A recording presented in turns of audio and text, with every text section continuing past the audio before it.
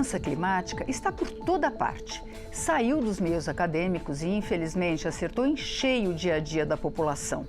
A seca extrema e o inverno calorento alertaram, ou deveriam alertar os brasileiros, para o fato de que o planeta é suscetível à ação humana e pode se transformar a ponto de tornar inviável a vida na Terra.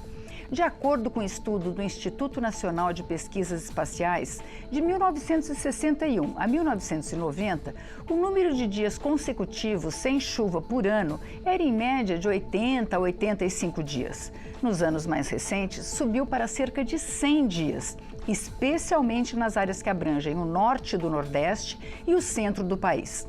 Isso significa agravamento dos impactos climáticos. Nada disso estava fora das previsões do painel intergovernamental sobre mudança do clima, o IPCC, que também alertou para as altas temperaturas e o aumento da frequência das ondas de calor. Será que chegamos a um ponto de não retorno? É possível deter o aquecimento global e reverter seus efeitos? O que fazer para melhorar as condições de vida diante dessa degradação do clima? Nós vamos conversar sobre tudo isso com a professora de Ecologia da Universidade de Brasília, Mercedes Bustamante, integrante do IPCC e do Painel Brasileiro de Mudanças Climáticas, o PMBC. Professora, muito obrigada por ter vindo, por ter aceito o nosso convite. Todas as metas assinadas até o momento prevêem que o aumento de temperatura não ultrapasse 1,5 grau até 2050. Mas houve uma aceleração nos últimos tempos das condições de vida. O climatologista Carlos Nobre disse há algumas semanas que ele estava apavorado, e junto com ele muitos dos cientistas. O que está acontecendo? O que é essa aceleração? Bom, primeiro, a senhora também está apavorada? Eu acho que a gente tem que olhar a situação como está e realmente encaminhar as soluções possíveis, né? O que vem surpreendendo os cientistas, mas já havia sido indicado no último relatório do IPCC, em comparação ao relatório anterior, que nós provavelmente bateríamos 1,5 10 anos antes do previsto inicialmente. Então, isso indica efetivamente que as ações climáticas até o momento, elas não têm sido rápidas e robustas o suficiente para reduzir as emissões de gases de efeito estufa. A gente percebe que há uma ação climática globalmente falando, que o incremento das emissões desacelerou, mas ele não caiu como deveria cair. Então, isso efetivamente preocupa, porque a gente sabe o clima, né, tem um efeito cascata e a gente precisa agora entender o que significa esse avanço mais rápido das previsões que a ciência colocava anteriormente, né? Eu estava vendo um acompanhamento aí esse 1,5 grau, ele foi batido ocasionalmente, né? Julho foi a última vez que se chegou a 1 grau, mas isso não é consolidado, é isso? O que o Acordo de Paris colocou como meta é manter o aquecimento, segurar o aquecimento em 1,5 em relação à temperatura pré-revolução industrial até 2100. Isso significa 1,5 estável. Nós batemos esse 1,5 em determinados momentos por uma série de condições diferentes, mas não é um 1,5 estável, né, contínuo. Então essa é a meta, né, efetivamente chegar até o final, em 2100, com um incremento somente de 1,5. Eu digo somente porque não significa que não tenha impactos, né? Nós já estamos vivendo com cerca de um aquecimento de 1,3 e já sentimos, como você mencionou, os eventos extremos. Mas é diferente desse 1,5 momentâneo e ter 1,5 de incremento contínuo. Então, acho que esse é o grande desafio que nós temos até o final desse século, tentar estabilizar esse aumento da temperatura e parar em 1,5. Essa aceleração, ela afeta as metas criadas para os países no último Acordo de Paris? E eu vi recentemente o Observatório do Clima lançou um estudo que algumas entidades assinaram, dizendo que o Brasil precisaria reduzir até 92% das suas emissões até 2035. Primeiro, o que a senhora acha? Como é que as metas vão ser afetadas por essa aceleração e se isso é possível? O Acordo de Paris ele tem um mecanismo que é muito importante, que significa um mecanismo de aumento de ambição caso se perceba que nós não estamos na trajetória final do 1,5 até 2100. Então, esse vai ser um aspecto muito importante a ser discutido na COP do ano que vem. Eu lembro que nós ainda temos a COP desse ano, é importante observar que progressos também ela vai trazer, mas a COP 30 em Belém é também esse momento em que essas contas vão ser revisadas e os países vão colocar suas novas metas. Diante do quadro que nós temos, é claro que todos os países vão precisar incrementar, aumentar suas ambições em termos de redução das emissões de gases de efeito estufa. Sem isso, efetivamente, sem esse esforço muito mais robusto, mais drástico, aí o 1,5 realmente vai fugindo do nosso alcance. No caso do Brasil, é importante nós olharmos qual é o perfil das emissões brasileiras. O perfil das emissões de gases de efeito estufa no Brasil ainda é muito dominado por esse setor que a gente conhece como uso da terra, que é o setor que envolve o desmatamento e, posteriormente, a conversão das áreas na agricultura. Então, esse é um setor onde o Brasil teria muito a ganhar, não só por conta da redução das emissões, porque ao deter o desmatamento, a gente também propicia outros aspectos que são muito favoráveis para a sociedade, na conservação da biodiversidade, na conservação da água. Então, não é só segurança climática ao deter o desmatamento. Então, para o Brasil, seria muito interessante avançar muito rapidamente na questão ambiental, e aí não só no controle do desmatamento, mas no controle da degradação florestal. Então, a situação que nós vivemos hoje dos incêndios, elas também estão associadas ao processo de degradação dos nossos ecossistemas. Então, é preciso, nós temos pouco tempo, efetivamente essa é uma janela de tempo que vai se fechando, e é importante que o Brasil avance muito rapidamente nessa pauta. Os cientistas falam muitas vezes no que já foi contratado, quer dizer, no carbono que nós já lançamos na atmosfera, e que isso a condição de vida na Terra vai continuar comprometida. Isso quer dizer, essa realidade que nós estamos vivendo nos últimos 2 anos é uma realidade que tende a permanecer. A gente tem que se acostumar com esse aquecimento, com essa seca, esse aumento da seca, aumento das chuvas. Essa é uma pergunta central. Eu acho que é importante esclarecer que essa questão das emissões que nós jogamos na atmosfera não é simplesmente um liga e desliga, Se nós pararmos de emitir hoje todos os gases de efeito estufa, nós ainda vamos seguir com um problema em função dos gases que já foram emitidos. Então, esses gases têm aquilo que a gente chama de um tempo de residência na atmosfera. Vou pegar um exemplo de um óxido nitroso, N2O, que é um gás emitido pela agricultura, também pela queima de combustíveis fósseis. O óxido nitroso tem um tempo de residência na atmosfera de 200 anos. O que isso significa? Que o que nós emitimos 200 anos atrás ainda está aqui conosco. E o que nós emitimos hoje de óxido nitroso vai continuar pelos próximos 200 anos. Então, é por isso que é importante considerar que esse tem que ser um processo robusto e contínuo, porque o que a gente emite fica um tempo realmente na atmosfera e vai continuar gerando esse impacto. Então, a gente fala que o aquecimento que nós precisamos controlar é aquele que é fruto das emissões do passado, das emissões do presente e aquilo que nós vamos emitir no futuro. Quando a gente fala de vida na Terra, tem a nossa vida, mas tem também a vida dos biomas.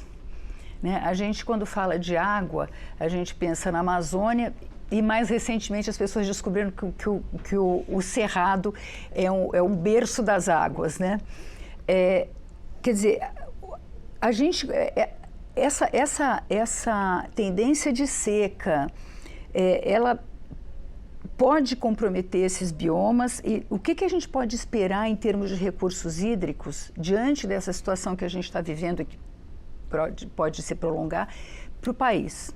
Uma das consequências do aquecimento global é aquilo que a gente chama de uma intensificação do ciclo hidrológico.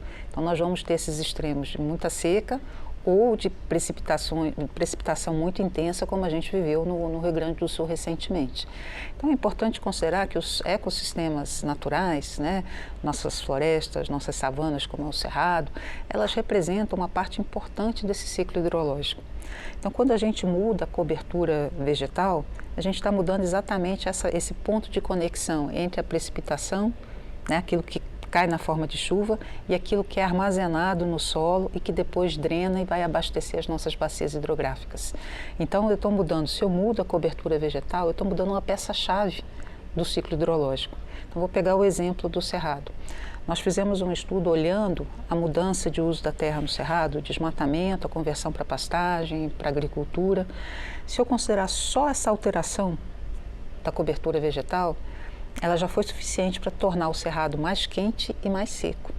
Então diminui em 10% a quantidade de vapor de água que volta para a atmosfera e aumenta em cerca de 1 grau centígrado a temperatura.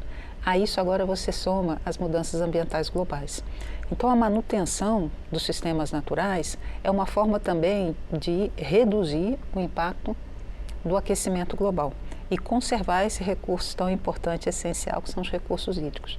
Sem essa interface dos sistemas naturais, a gente não vai ter a capacidade de prover a água que é necessária para a população brasileira. Então, essa questão da seca coloca também a questão do uso das águas subterrâneas. A senhora citou a agricultura recentemente, ela começa a ser muito mais dependente. Diante dessa situação, desse quadro hídrico, os aquíferos conseguem se recarregar? A gente está diminuindo as nossas reservas, porque o Brasil tem grandes reservas de águas subterrâneas, né? Nós temos grandes reservas de água subterrânea, mas é importante lembrar, você mencionou esse ponto, elas se recarregam de forma muito lenta. Então a questão é, se eu começo a tirar muito mais água dessas reservas subterrâneas e não permito que elas venham a ter uma recarga com tempo suficiente, a tendência é que eu tenha cada vez menos disponibilidade desse recurso. Então é como você tem uma poupança, né? Vamos imaginar essas águas subterrâneas como uma poupança. Se eu só tiro da poupança e não coloco o recurso na mesma proporção, essa poupança diminui ao longo do tempo. Então é importante a gente pensar hoje que os recursos hídricos, tanto as águas superficiais como as águas subterrâneas, elas estão conectadas e dependem também do volume de precipitação. Então, se nós não estivermos atentos a como esses recursos são utilizados, vai faltar, porque nós temos usos competitivos da água. A agricultura é uma grande usuária da água, mas a gente também depende da água para geração de energia elétrica, porque o Brasil é principalmente suprido com hidroeletricidade. Nós precisamos de água para outros usos, para a indústria, né? Para consumo humano, para dessedentação animal. Então, numa situação de escassez, quem é que vai regular o uso da água? Então, são questões importantes porque elas também geram conflitos e hoje a gente já tem regiões no Brasil onde há conflitos pelo uso da água.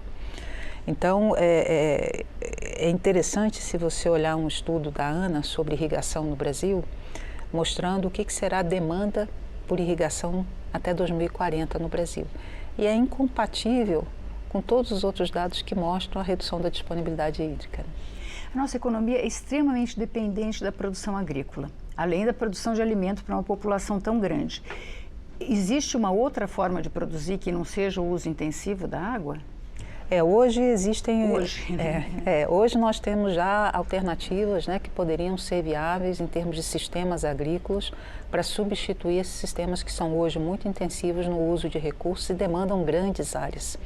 Então, o modelo esse de grandes áreas dominadas por uma cultura somente, né, por monoculturas de forma muito extensiva, que demanda uma grande quantidade de insumos, esse é um modelo que rapidamente está perdendo vigência, né? Porque ele não vai ser adequado a essas condições de produção que nós vamos ter no futuro. A agricultura é talvez a atividade econômica mais dependente dos recursos naturais. Então, o clima é um fator primordial para dizer aonde eu posso plantar tal coisa, que espécie de animal eu posso criar em tais condições. E quando a gente muda o clima, a gente vai mudando esse mapa de oportunidades que a agricultura nos dá. E para isso ela também vai precisar mudar os seus sistemas de produção. Já que a gente falou de economia, uma outra questão para a economia brasileira no momento é a gente tem óleo. A gente usa estradas de rodagem, os alimentos, a produção viaja por caminhões. Existe a discussão hoje no Brasil se a gente deve abrir novos campos de perfuração, novos campos de busca de petróleo. Como é que a senhora acha que isso se insere diante desse quadro de que a gente precisa diminuir emissões? Hoje, trabalhar muito rapidamente a descarbonização da economia é uma questão vital de competitividade e de sobrevivência dentro desse quadro econômico que está mudando muito rapidamente. Os investimentos hoje, né, em energias fósseis, eles constituem aquilo que a gente hoje vem chamando de ativos encalhados, né? Porque você vai fazer um investimento numa infraestrutura, num tipo de energia que cada vez vai ter menos mercado e menos espaço para ele diante desse quadro que nós estamos observando, que precisa reduzir as emissões muito rapidamente e combustíveis fósseis representam a parte majoritária dessas emissões. Se você olhar a infraestrutura, você mencionou, por exemplo, transporte rodoviário no Brasil. O Brasil, há décadas atrás, fez uma opção de se conectar por estradas de rodagem e abandonar as ferrovias, por exemplo. Então, a gente percebe como uma opção de estratégia de desenvolvimento feita décadas atrás é capaz hoje ainda de gerar consequências. Então, é muito importante que a gente pense hoje qual é o modelo de desenvolvimento, de geração de energia que a gente vai ter. O mundo tem cada vez menos espaço para a exploração de energias fósseis e o Brasil poderia e deveria estar efetivamente olhando mais seriamente outras opções e abandonando gradualmente, né, transformando as suas empresas, ou sua principal empresa, né, de petróleo, efetivamente numa empresa de energia, né, e que não considere mais com tanta força a exploração de combustíveis fósseis. Quando a gente fala da questão econômica, eu queria saber o que a senhora acha, economicamente, o que significa o cumprimento das metas. Teve um estudo publicado recentemente pela Nature que calcula que até o meio desse século, as mudanças provocadas pelas emissões já contratadas, a economia poderá acumular perdas que equivalem a 6 vezes o que seria necessário para segurar o aquecimento global em 2 graus. Quer dizer, a gente está perdendo dinheiro com isso tudo. Quer dizer, os países estão perdendo dinheiro. Existe uma mudança de eixo aí do que é gastar e do que é investir economicamente. Que o primeiro estudo conduzido um pouco nessa linha é o chamado relatório Stern, né, que foi conduzido pelo Sir Nicholas Stern e uma equipe, exatamente já indicava isso. Olha, o que se precisava na época, né, alguns anos atrás, era uma fração do PIB global e que se a gente não fizesse nada, o custo da inação era muito maior do que era necessário para evitar o problema. E nós podemos pegar hoje o Brasil novamente como um exemplo. Nós estamos nessa situação em que o país se esforça para fazer um ajuste fiscal, isso significa a redução também de recursos para políticas públicas importantes, e ao mesmo tempo nós precisamos emergencialmente atender regiões afetadas por eventos extremos, né? Então, quando você olha a necessidade de reconstrução, por exemplo, do Rio Grande do Sul, que não estava planejado, isso, de certa forma, impacta todo esse esforço que vem sendo feito também para esse ajuste da economia brasileira. O impacto que nós vamos ter hoje, as perdas que nós temos no próprio setor da agricultura, o impacto que nós temos com os grandes incêndios que o Brasil está vivendo hoje, a questão do sistema de saúde, né, que você tem mais pessoas demandando assistência do sistema de saúde. A própria questão da energia, o aumento do custo de energia, porque você tem menos energia disponível por hidroeletricidade, precisa acionar térmicas que são à base de combustíveis fósseis, e a gente está com uma bandeira tarifária da energia maior. Então a gente está percebendo que a economia, entre aspas, que se faz por não atuar em termos da ação da mudança climática, ela é uma economia que não se sustenta no sentido de que os gastos vão ser muito maiores, como colocado, para lidar com essas questões. E, novamente, é importante, eu acho que a variável mais importante de tudo hoje é tempo. Exatamente porque esses gases se acumulam na atmosfera. Quanto mais eles se acumulam, mais difícil é lidar. E como nós temos esses riscos compostos, né, que a ciência vem observando, está sendo mais rápido do que eu estava projetando, tempo é uma variável importante. Talvez nós pudéssemos dizer 30 anos atrás que a gente ainda teria algum tempo para implementar soluções. Nós não temos mais. É agora. Então, acho que essa é a mensagem importante. Mas sempre a gente ouve esse argumento de que existe uma contradição entre a necessidade da economia se desenvolver para alimentar as pessoas. Nós somos um país com uma população muito pobre. E a contradição com o meio ambiente. É sempre colocada essa oposição. Quer dizer, ela não existe. Na verdade, a gente está gastando recursos que podia estar melhorando socialmente o país. Isso é uma falsa dicotomia e esse é um discurso que precisa ser desconstruído. Não existe contradição entre conservar a natureza e de se desenvolver economicamente, com sustentabilidade e com justiça social. Se nós formos olhar as causas da pobreza no Brasil, elas não estão associadas à manutenção da natureza, né? Pelo contrário, né? Elas estão associadas aí a uma série de processos políticos e econômicos que perpetuam certos grupos sociais em situação de pobreza. Então, talvez seja esse momento também importante para se discutir quais são as verdadeiras razões das desigualdades sociais no Brasil. E, efetivamente, elas não estão associadas com a manutenção da cobertura vegetal e dos nossos biomas funcionando.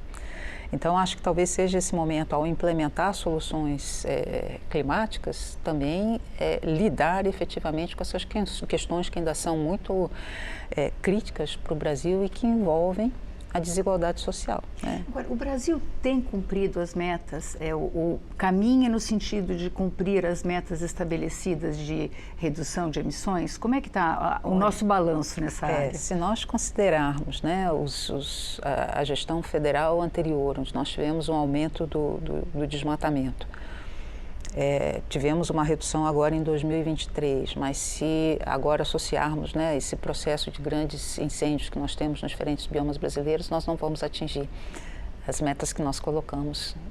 Agora, o desmatamento não é mais o principal fator, ou ainda é? Ele é um fator. Quais são os fatores, além do desmatamento, o que mais que a gente tem que fazer para cumprir essas metas? Nós observamos uma redução do desmatamento na Amazônia, que era um ponto importante, mas o ideal efetivamente era que nós tivéssemos desmatamento zero.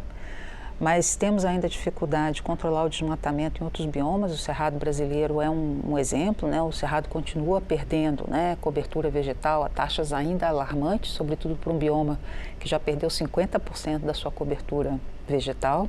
Então, continua sendo um problema e a degradação florestal hoje também é algo que deve ser considerado. Ou seja, você ainda mantém a cobertura florestal, mas ela já passa a perder espécies, ela já não tem a mesma qualidade que ela tinha antes e isso significa também aumento das emissões de gases de efeito estufa. Agora, a vida nas cidades, por exemplo, a gente sempre ouve, eu fico muito culpada quando eu uso garrafas PETs. A gente não tem nada que a gente possa fazer, usar um combustível diferente, usar o álcool ao invés da gasolina, essas coisas da vida das cidades, isso não precisa ser mudado? Há um espaço muito grande para aquilo que a gente chama, né, das opções de consumo ou as opções individuais para que você possa reduzir as suas emissões, né? E eu acho que é importante também que a população tenha clareza que as suas escolhas também pesam nessa discussão, né? Então, qual é o seu padrão de consumo? Como você seleciona o que você consome a partir da informação que você tem dos gastos para a produção daquele bem. Então, acho que também a indústria precisa deixar mais claro quais são os seus processos produtivos e quais são os impactos que ela gera, permitindo ao consumidor tomar essas decisões. Agora, é muito importante essa questão porque não é uma questão do indivíduo somente, né? Eu sempre falo que as nossas opções individuais, elas também têm que ser pavimentadas por políticas públicas que nos deem a possibilidade de escolha.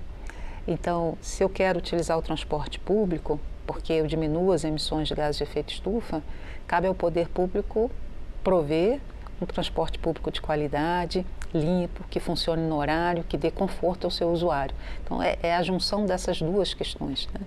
Se eu quero consumir de forma sustentável, eu preciso que a indústria, né, dê rastreabilidade àquilo que ela coloca. Então, muitas das discussões hoje, né, os consumidores fora do Brasil hoje querem saber se o produto vem do Brasil, ele é ou não oriundo de uma área que gerou desmatamento. Se há essa preocupação com o consumidor externo, por que não há essa preocupação com o consumidor interno? Por que é tão difícil? A gente vê em cada das COPs, uma discussão muito grande, uma resistência muito grande, alguns países não vou assinar e fica uma discussão. Por que é tão difícil essa discussão da redução de emissões? Quando a gente falava do buraco de ozônio, parece que foi mais fácil, né? O buraco está se reduzindo, os países estão colaborando. Por que é tão difícil a questão da redução de... Foi até bom você ter mencionado isso, porque esse é um exemplo que eu dou bastante para a gente entender a complexidade da questão da mudança climática. O acordo que permitiu a redução das emissões de gases, né, que destruíam a camada de ozônio, ele é efetivamente uma estratégia de sucesso, mas por quê? Porque você tinha pontos muito específicos onde os países precisavam atuar, ou processos industriais, onde eles precisavam atuar para reduzir as emissões. No caso do combustível fóssil, da energia, a energia está em tudo, né? Então, basicamente, todo o nosso padrão, né, de vida, a nossa civilização moderna, industrial, ela foi constituída a partir do uso de combustíveis fósseis. Não só combustíveis fósseis para gerar energia, mas para gerar materiais, né? Plástico, né, que hoje está difundido, né, em tudo que a gente faz praticamente. A gente também. Então, quando a gente olha, né, exato, até na gente, né, a gente já está consumindo plástico, mas quando a gente olha, por exemplo, as estratégias de mitigação, você vai ver, você tem setor de transporte, setor de edificação, setor de energia, o setor de uso da terra. Então, você percebe que está muito imbricado na forma como a gente construiu o nosso mundo moderno. Então, a senhora falou mitigação. A senhora é uma especialista em mitigação. O que é mitigação e o que a gente pode fazer nesse sentido? O que vai proporcionar? A mitigação ela atua em duas frentes, como reduzir as emissões e como aumentar o sequestro de carbono. Os modelos do IPCC hoje eles dizem, se a gente quiser chegar lá no 1.5, as trajetórias possíveis para 1.5 tem duas premissas, né? Reduzir drástica e robustamente as emissões e, ao mesmo tempo, não basta só reduzir as emissões, eu preciso sequestrar parte daquilo que já foi emitido. Então, a gente entra numa fase que a gente chama de emissões negativas, em que o sequestro passa a ser maior do que a emissão. Então, a gente olha essas duas alternativas, como reduzir as emissões e quais são as atividades ou setores da economia que nos permitem sequestrar carbono. E aí, dentro do sequestro de carbono, você tem dois caminhos. Um, aquelas metodologias que são com base hoje na engenharia, de você tirar o CO2 e injetar esse CO2 em reservatórios geológicos, por exemplo, que estão sendo testadas, mas não têm escala.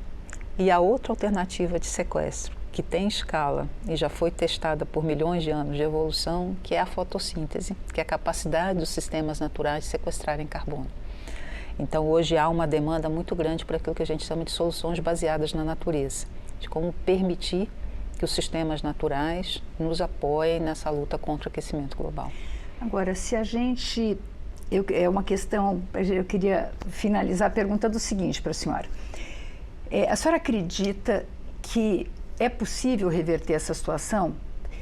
Nesse caso, se a gente consegue diminuir as emissões, é possível limpar a atmosfera do que nós fizemos por séculos para poluir, para criar essa situação? Quer dizer, é possível voltar a temperatura, voltar a uma situação anterior? E se a senhora acredita que se a gente fracassar, a gente pode ter uma grande eliminação em massa? Olha, retornar rapidamente o que era a temperatura pré-revolução industrial não é possível, né? O Acordo de Paris coloca até 2100 limitar o aquecimento a 1.5. Se tudo der certo, a gente fizer bem o que a gente tem que fazer até 2100, a partir de 2100 a gente já começa a ter trajetórias em que a gente começa já a ter uma redução da temperatura. Então nós estamos falando efetivamente de um esforço, né, que vem aí para as próximas décadas e vai perpassar, né, uma geração para permitir que a gente mantenha esse esforço até o próximo século também. E aí a gente começa a ter uma redução da temperatura. Eu tento sempre colocar, eu acho que sem esconder, né, a situação crítica, né, e se coloca uma emergência climática, uma crise climática, mas é uma situação em que nós temos hoje a capacidade de conhecimento para sair dela. Então, acho que assim, as alternativas elas existem metodologias que a gente chama já estão na prateleira, ou seja, estão prontas para serem utilizadas, e é preciso efetivamente hoje esse esforço, né, essa cooperação e, sobretudo, a mudança de mentalidade dos nossos governantes, né, das nossas classes dirigentes, dos empresários, de que a gente precisa seguir uma outra rota de desenvolvimento. O que a gente não pode globalmente é ficar esperando o outro fazer. Porque eu não faço porque ele não fez, e aí ele não faz porque o outro também não fez. Então, todos os países têm obrigações hoje, efetivamente, a reduzir as suas emissões. E quanto mais a gente puder realmente ser um país que dá o exemplo, eu acho que melhor será, né? Muito obrigada, professora. Imagina. Prazer conversar com você. Prazer todo nosso. Nesse ponto de vista, nós conversamos com a professora da UNB, Mercedes Bustamante, sobre as mudanças climáticas e o futuro do planeta. Se você quiser rever ou compartilhar esse programa, vá à nossa página na internet ou às nossas redes sociais. Obrigada pela audiência e até a próxima.